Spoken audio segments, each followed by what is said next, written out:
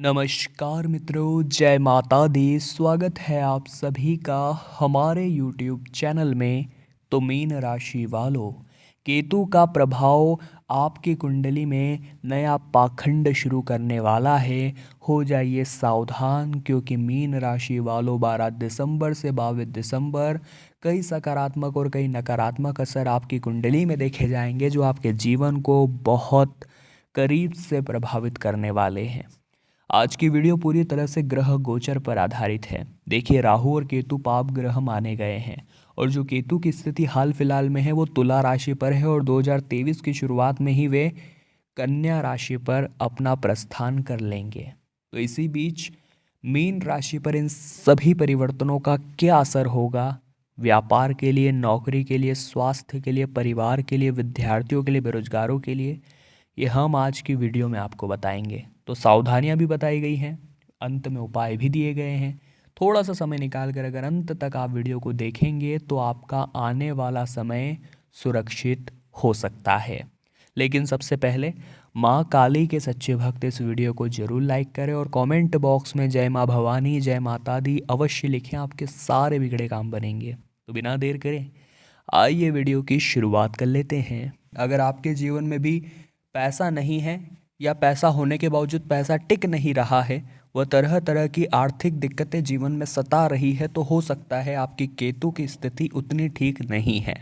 आगे वीडियो में उपाय भी है, परंतु अभी बात करें ग्रह परिवर्तनों के क्या बदलाव जीवन पर आएंगे, तो पैसों को बहुत संभाल करके खर्च करना होगा। एक बजट हमारे पास होना चाहिए कि क्या मेरे लिए सही है और क्या मेरे लिए गलत है। ये चीज़ें हमें पता होगी तभी तो हम सही ढंग से हमारा पैसा इस्तेमाल कर पाएंगे, क्योंकि पूरा महीना लग जाता है कुछ पैसे जोड़ने में, लेकिन 2 पल नहीं लगते उन सारे जोड़े हुए पैसों को चले जाने में। तो जो मेहनत करता है, जो अपनी चप्पल घिसाता है, वही इंसान जानता है कि मेहनत का असली मतलब क्या है। इसलिए एक बजट आपके पास होना चाहिए कि मुझे पूरे महीने किस तरह से इतने पैसों को चलाना है। और दोस्तों, हमें अपनी ज़िंदगी को सीमित नहीं रखना है। बहुत सारे लोग होते हैं जो एक इनकम करते हैं, एक आय उनकी आती है और वो उसी में खुश रहते हैं। बड़े बुजुर्ग कह कर गए हैं, जितनी चादर हो उतने ही पैर पसारो। लेकिन हमें इस कहावत को बदलना होगा।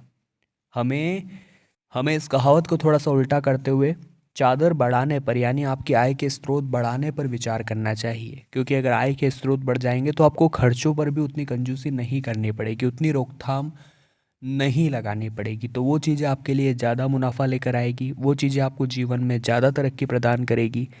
साथ ही साथ केतु का अन्य क्षेत्रों में क्या प्रभाव झलकने वाला है, तो विद्यार्थियों के लिए हमारा थोड़ा सा चिंता का विषय यहाँ नज़र आ रहा है।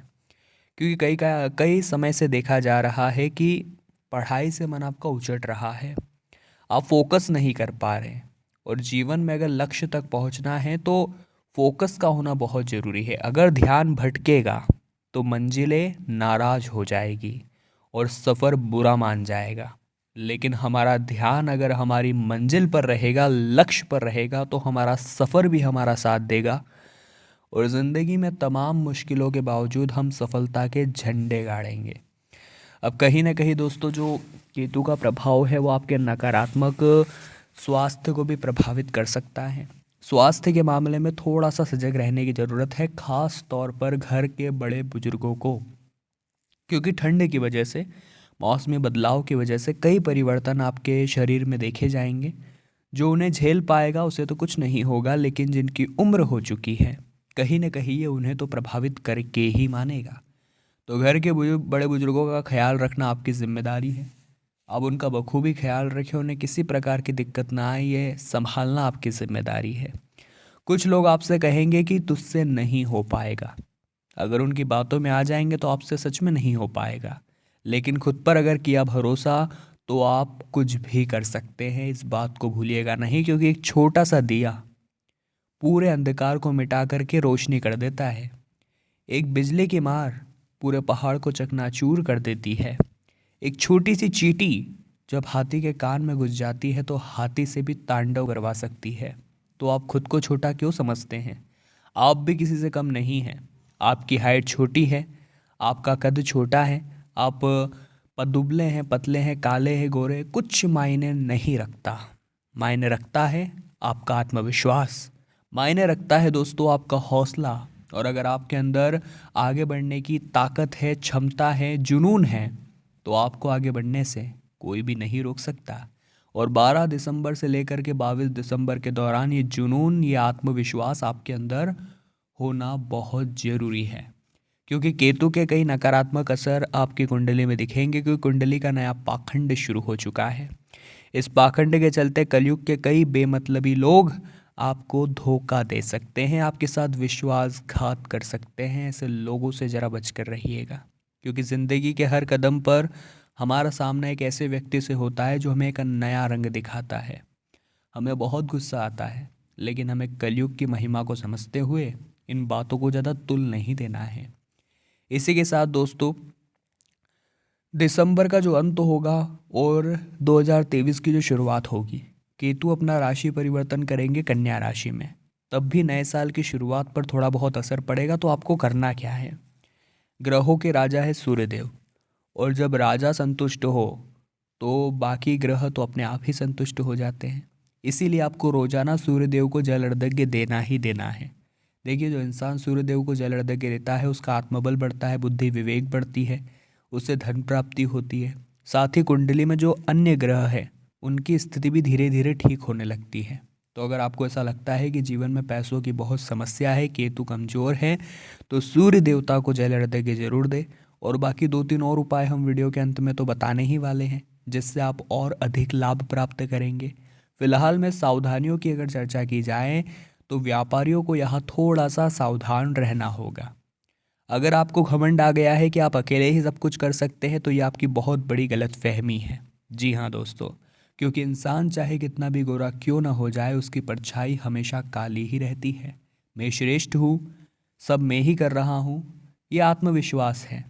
लेकिन दोस्तों, इस दुनिया में केवल मैं ही श्रेष्ठ हूँ, ये अहंकार है। और ऐसा अहंकार हमें नहीं पालना है, हमें टीम को लेकर चलना है। क्योंकि ज़िंदगी के मुकाम पर हम अकेले इतना कुछ नहीं संभाल पाएंगे, और हमारी टीम ही हमें सपोर्ट करेगी, हमारे काम आएगी। इसलिए घमंड ना रखें। खास तौर पर अपने हुनर का, अपनी कला का, अपने टैलेंट का घमंड बिल्कुल भी ना करें, क्योंकि पत्थर पानी में अपने वजन के कारण ही डूबता है।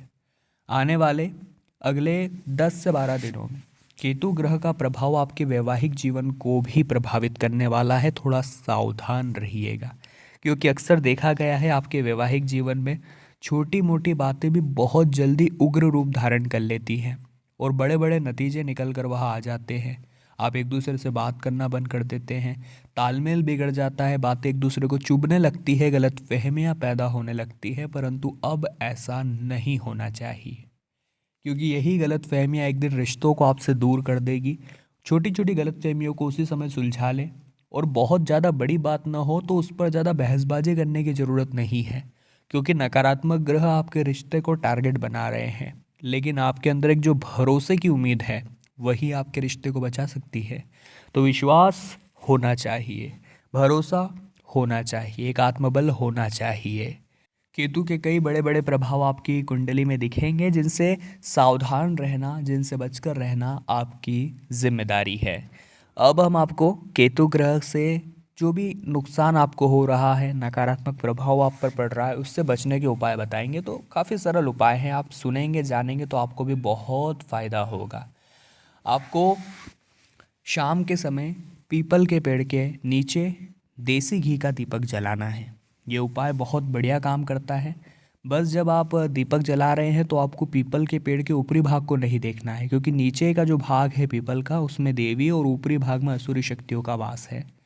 हमें नीचे तने को देखकर ही प्रणाम करना है, दीपक जलाना है, और जब घर जा रहे हैं तब भी पीछे पलट कर नहीं देखना है। यह उपाय आपके जीवन में बहुत अच्छा सुख आपको प्रदान करेगा।